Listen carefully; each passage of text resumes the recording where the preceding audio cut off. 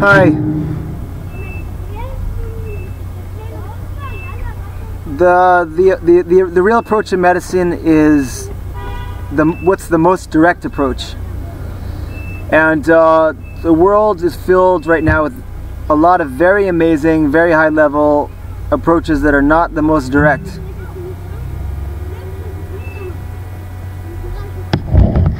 They're not the most direct, and because every industry needs to keep itself alive, they put a whole big show of why they're the most direct. And it's one big fat lie. Now, what is the most direct path to fullest health and healing? So I have this little system that I made up, and what we haven't talked about as much in these videos is part of my system is that you find the one individual in the world that you take most seriously, and you get as close to them as possible. And that, of course, is an incredibly mammoth job. Like one of my main rebbes, I haven't had a chance yet if I can mention his name in these videos. He's very nister, he's very underground and hidden. And if somebody reminds me enough, I'll ask him. So anyhow, to get to him is very hard.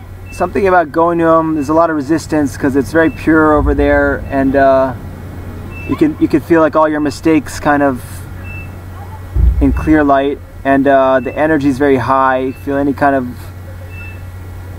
resistance. A lot of people have a lot of resistance to going there, conscious and subconscious, and so to get to him is it's a big deal, and no one knows when he's going to show up, and when he shows up, you only get maybe 10 seconds to talk to him. But sure enough, when I started going there, he's got a student there who's a really big person in and of itself, and just to get around him itself was a big solution for a lot of things. So it's like that. So to draw as close as you can to the one person in the world you respect the most, and then you're not going to be able to play chess with them every night, but they're going to be connected to other people that are maybe not as important for you, but they have a lot more time, and y'all get on the same page. So the two parts to my system are finding your main mentor, and then this meditation that I keep teaching. And one without the other, it's not going to work right. If you're somebody's little pawn, and you only do what they suggest, and you don't do your own inner work a lot, it's probably not going to work, unless the person you go to is getting you to do your inner work on a better level than I am, which is very possible. If you take the time to get to the unction of a Rebbe, he's going to give you homework to do that's a lot better than what I'm going to give you. That's why forget about me. Make this the last video you see. Turn it off right now, and go awake, arise, and stop not until the goal is reached. Go find whoever you respect the most in the world and get as close to them as you can. And quit hawking my Chinik until you do that, because it's just a bunch of baloney.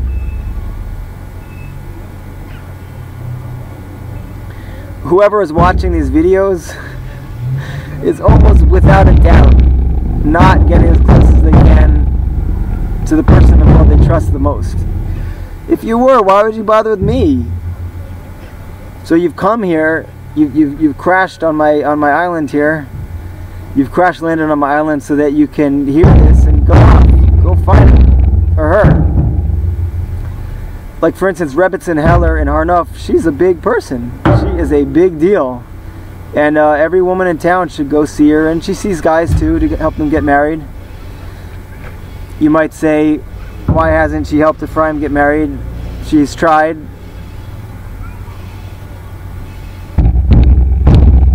One time I was dating someone who was 16 years younger than me, and most of the Jewish world was trying to stop it from happening, and she was involved, and she totally helped. She didn't care. She saw that there was some connection. She wasn't all hung up on all these rules that people live and die for that don't really mean anything.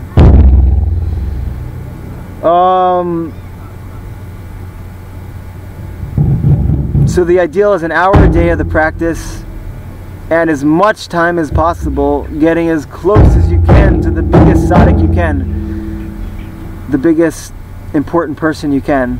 Doesn't have to be Jewish, doesn't have to be a Rebbe. Let's see what you got, you know.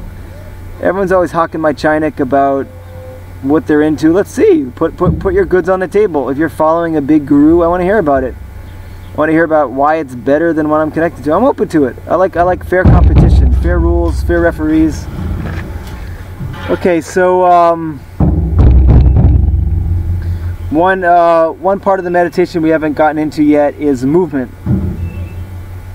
To make the body movement as smooth as possible, and as slow as possible,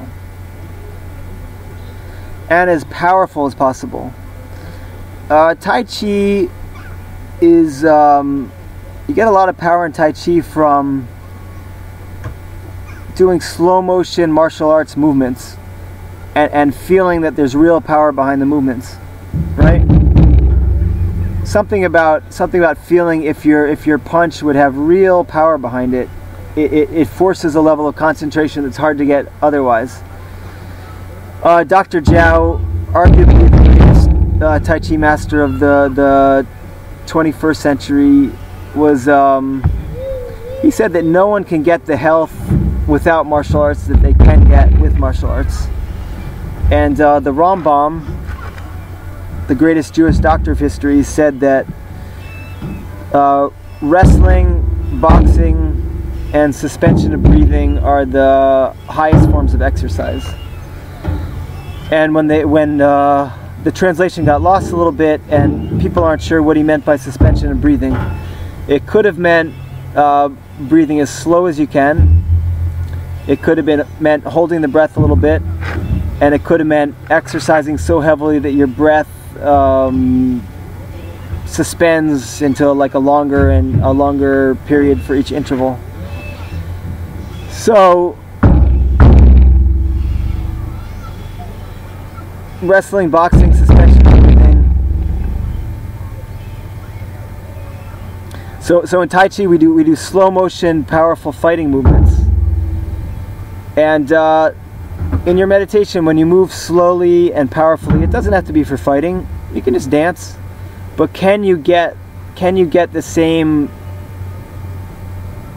improvement of your energy that you get without making martial arts movements? The proof's in the pudding. Do whatever works for you. My favorite movement in martial arts is probably Shin Tai Do. Shin Tai Do. They took all the kind of hard martial arts and made something very creative. And I don't think it's quite kosher, but there's sparks buried within it. There's a lot of good within it. So when we meditate, we practice moving slowly and smoothly. And the complicated part here is to make all the movement only from the center of the body, so that when you're moving, you only feel like you're doing one thing at a time. Why are we all drained? Because we my Chinese doctor friend has been watching my videos and saying how I can improve my health a lot. So why are we all drained is that we feel like our energy is scattered in a bunch of places. So to practice moving from the center of the body and having only one movement go on at a time is very focusing. In other words, if you want to punch, you only move your gut, and then your punch is connected to the movement of your gut. And the movements are so smooth that you feel like you're unraveling silk from a cocoon, which I'm sure you've never done, but the Tai Chi classics, which are the main written texts on Tai Chi, the Tai Chi classics, It says that you, if you're unreeling silk from a cocoon, if you make any jerk in the movement, the silk breaks. So you're moving in a way that's so smooth that you wouldn't break the filament of silk. Smooth like silk.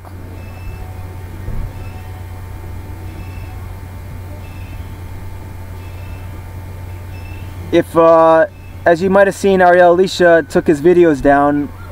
If you want, please reach out to him and push him to put more up. A lot of you really enjoyed those videos where he's making fun of me, where he's praising me.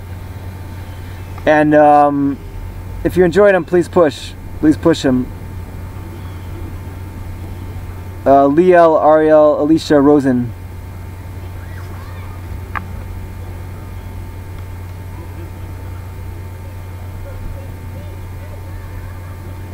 Just about everybody who's watching my videos isn't trying to connect to who they respect the most.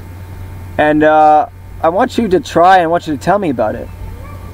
And then I'm going to show you why that person is not really the best for you. But we need to get into it for me to show you. If you watch one of my earlier videos, it was about that girl who got connected to this big guru, and then she found out he was really like a sleaze deep down. But if you can connect to people that are better for you than the people I know about, I'm psyched, and I'm psyched to learn about it. I do try to learn in addition to just teaching, and please try to put me in my place. Take me to your leader.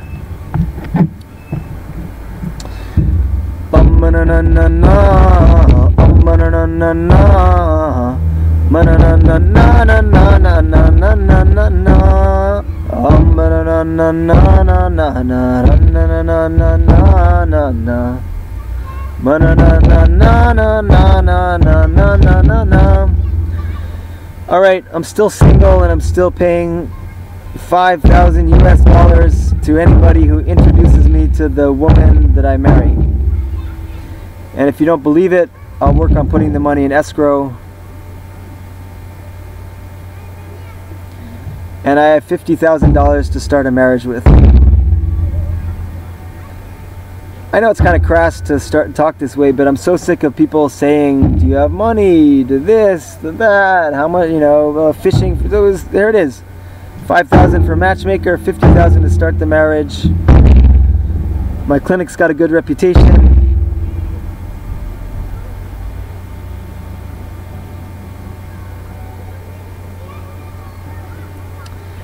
And mostly if you watch these videos, I want to hear about you practicing, and have questions about you practicing, and have ideas about the practice, what can be improved. Let's have some work around here. Facebook is like the place where people go not to work. If you can help me transfer this medium to a better environment, I'm all for it. What I'd rather be doing is giving classes in different neighborhoods close connected to Jerusalem. And I'm very open about doing this, doing it for free, doing it for trade, doing it for affordable prices. I like to get paid right for it, but still I want to connect more to the greater Jerusalem community. Ramot, Beit Shem, Tel Aviv. So if you want to help make it happen, let me know. At the same time, there's a certain benefit to this stupid cyber community thing. It forces us to really do our own work. If you're part of a living kehillah, a living community, you can fall back on it a little bit. Okay, so I'm here in Beit Shemesh, and I'll just show you the landscape a little bit. Mark Petrie, the big vegan hero, likes seeing the landscape on the Shmuel Hanavi one. So let's show you here.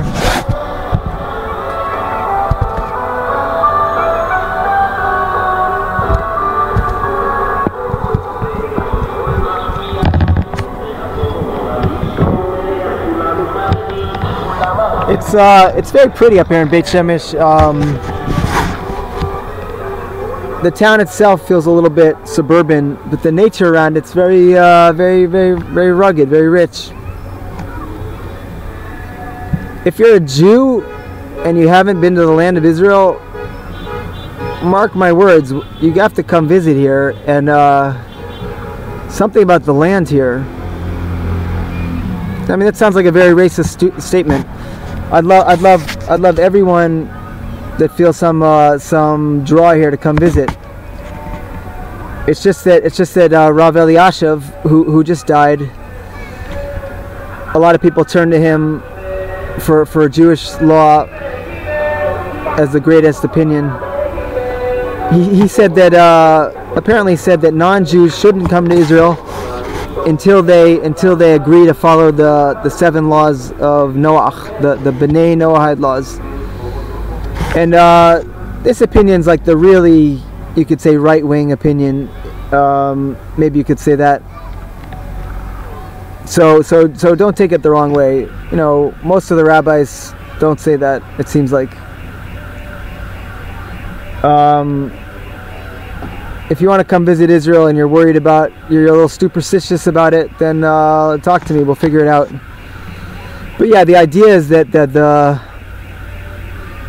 in Jewish history, anybody who was living in the land of Israel who didn't follow those 7 laws would get in trouble.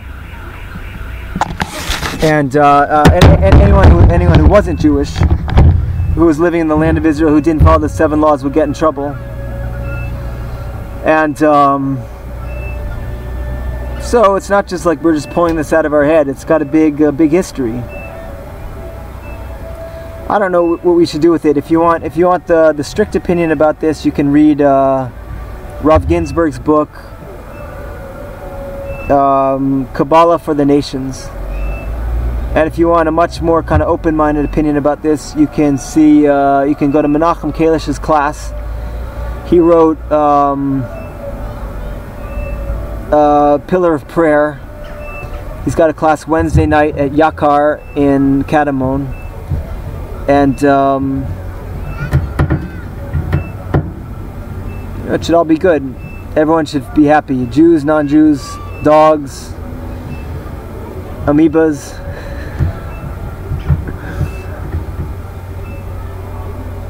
Okay, thanks for everyone who's been in touch with me. Please post the comments that are most risky for you to put out there. Don't be too conservative. Say what you most need to say in the way you most need to say it. Don't be overly private. Let's start a real thing here more and more. All right, thank you. Bye.